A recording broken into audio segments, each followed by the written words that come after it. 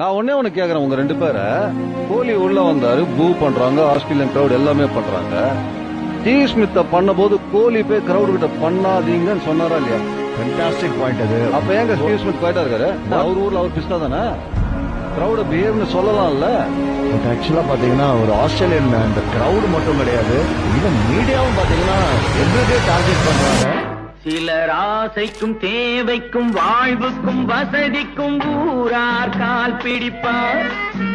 ஒரு மானமில்லை அதில் ஈனமில்லை, அவர் எப்போதும் கால் பிடிப்பார். நான் ஒரு ரிக்வெஸ்ட் வைக்கிறேங்க வியூவர்ஸ் கிட்ட. Actually I want to make a request. தயவு செஞ்சு நீங்க ரோஹித் ஃபேனா இருங்க, தோனி ஃபேனா இருங்க, வாட் எவர் இட் இஸ், ஒரு இந்தியன் கிரிக்கெட்டரை அசிங்கப்படுத்துறாங்க. we have to get united, as simple as that.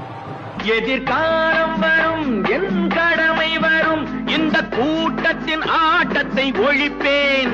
பொது நீதியிலே புது பாதையிலே வரும் நல்லோர் முகத்திலே விழிப்பேன்.